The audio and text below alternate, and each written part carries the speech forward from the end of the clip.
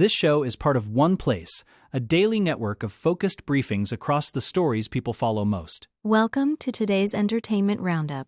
We are diving into the biggest headlines from music festivals to major family milestones. Let's get you caught up on everything happening in the world of pop culture. Sabrina Carpenter brings out Madonna for a Coachella surprise.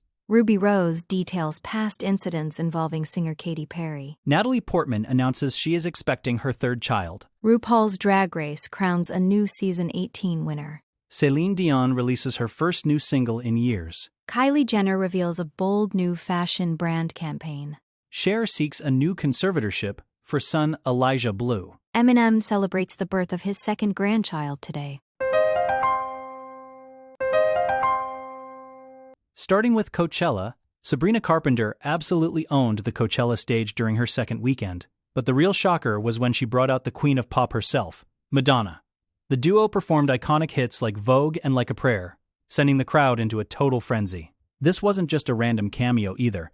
Rumors had been swirling all Friday because Sabrina has been covering Madonna's discography throughout her Short and Sweet tour.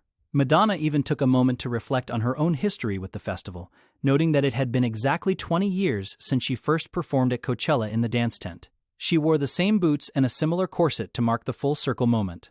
It was a powerful passing of the torch, from a legend to one of today's fastest rising stars. Beyond the nostalgia, there was a huge teaser for the future, because the two singers appeared to debut a brand new collaboration. While they didn't officially name the track on stage, reports suggest it will be featured on Madonna's upcoming album, Confessions 2, which is slated for a July release. But Madonna wasn't the only heavy hitter Sabrina invited. Earlier in the set, actress Geena Davis made a surprise appearance to deliver a monologue as an older version of Sabrina, following in the footsteps of Susan Sarandon, who did the same during Weekend 1. Davis donned a blonde wig and spoke from a vintage car about the complexities of fame and family. It's clear Sabrina is leaning into high-concept storytelling for her festival run, using these legendary women to add depth and theatricality to her performance. Next up, a much more serious story is developing around Ruby Rose and Katy Perry. Ruby Rose recently took to Instagram Threads to make shocking sexual assault allegations against Perry, stemming from an incident in Melbourne back in 2010. Rose claims that Perry behaved inappropriately, which led to Rose projectile vomiting on her. What makes this even more complex is that Rose actually wrote about the vomiting incident in a 2011 essay about her sobriety. But at the time, she framed it as a funny drunk story. She now explains that she hid the truth for years because she didn't know how to handle the trauma, and because Perry later helped her secure a U.S. visa. Rose says she tried to warn people that Perry wasn't a good person, but she felt attacked by the public whenever she spoke up. Katy Perry has since issued a firm denial, calling the allegations categorically false and dangerous. Her team is emphasizing that these claims are being circulated on social media without merit. This situation has sparked a massive debate online, especially as old interviews have resurfaced where Rose spoke fondly of Perry just a couple of years after the alleged incident took place. Rose maintains that her public persona of loving Perry was a facade used to protect her career and maintain her legal status in America. Now that she has filed an official police report, the investigation is moving forward, and the industry is watching closely to see how this impacts Perry's reputation. It is a stark reminder of how long these stories can stay submerged before they finally come to light in the public eye. Now to Natalie Portman. On a much happier note, Natalie Portman has announced she is pregnant with her third child at age 44. This will be her first child with her partner, French music producer Tanguy Destable. Natalie shared the news with Harper's Bazaar, calling the pregnancy a miracle and a privilege. She spoke very candidly about her upbringing as the daughter of a fertility doctor, which gave her a deep appreciation for how difficult the journey to parenthood can be for many people. Because of that background, she expressed a lot of gratitude and respect for those struggling with fertility. She noted that while it is a joyous time, she doesn't take the ease of her own experience for granted. It's a beautiful new chapter for her after her divorce from Benjamin Millepied was finalized just last year. Natalie also touched on how different this pregnancy feels now that she is a bit older and more settled in herself. She mentioned having more energy than she expected and has been staying active with swimming and gyrotonics to keep her strength up. Living in Paris has provided her with a level of privacy she truly cherishes, allowing her to focus on her two older children, Aleph and Amalia. She admitted that knowing this is likely her last time going through pregnancy makes her want to savor every single moment. She was last seen publicly at the Sundance Film Festival in January, where some fans thought they spotted a hint of a baby bump. And now we know why. She seems to be in a very calm and grounded place, surrounding herself with the energy she wants for this final journey into motherhood. Moving to Drag Race. RuPaul's Drag Race Season 18 has officially come to a close, and we have a new reigning superstar.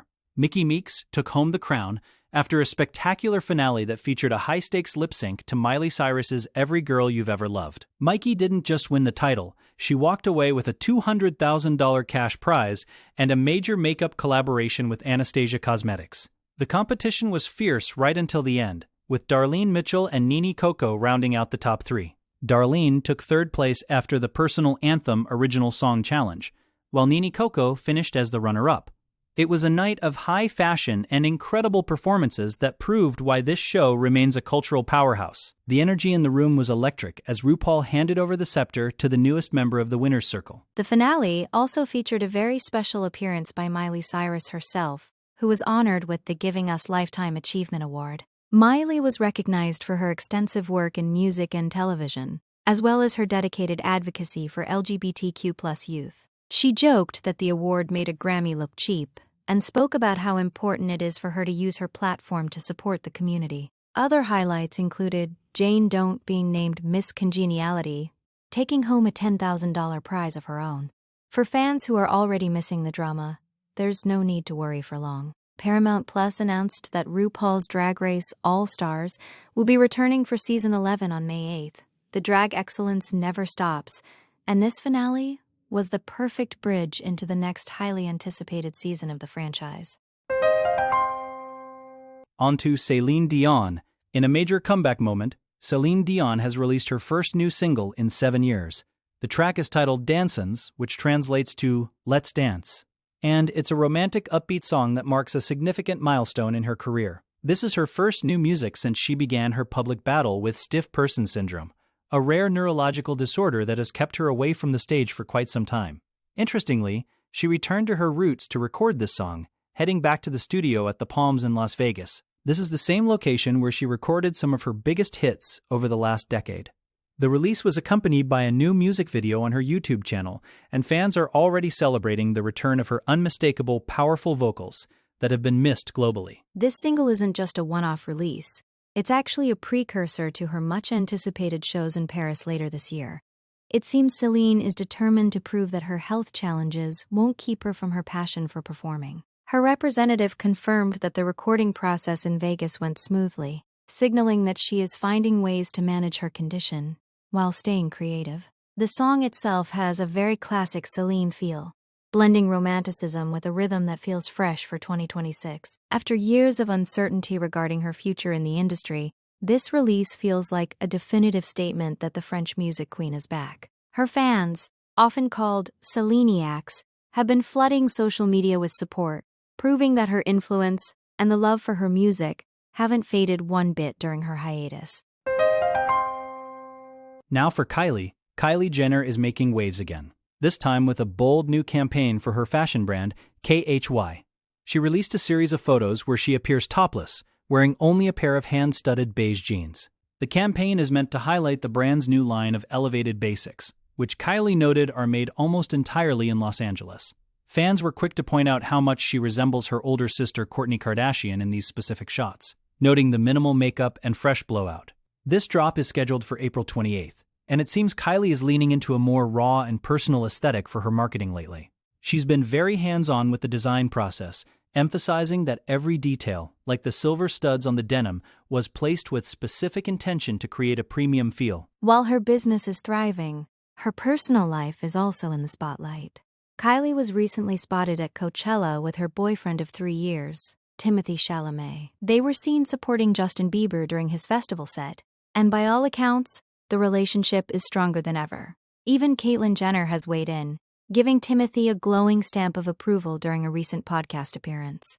Caitlyn called him a great kid and expressed how happy she is to see Kylie in such a good place. It's a busy time for the youngest Jenner, balancing a high-profile romance with the expansion of her fashion empire. Between the viral campaign photos and her festival appearances, she continues to dominate the conversation. The new KHY collection is expected to sell out quickly, following the trend of her previous successful launches in the fashion space. Regarding Cher's son, Cher is once again heading to court to seek a conservatorship for her son Elijah Blue Allman. This comes after Elijah was arrested twice last month in New Hampshire, on charges including felony burglary and simple assault. Cher's legal team argues that he is gravely disabled due to severe mental health and addiction issues, making him unable to manage his own financial resources. According to the court documents, Elijah is currently in a locked psychiatric hospital being evaluated for competency to face his criminal charges. Cher is not asking to be the sole conservator this time. Instead, she has requested that a fiduciary named Jason Rubin take on the role. She claims that Elijah's life has significantly deteriorated over the last few months, and she is desperate to protect him from further harm or financial exploitation by outside parties. The details in the filing are quite harrowing.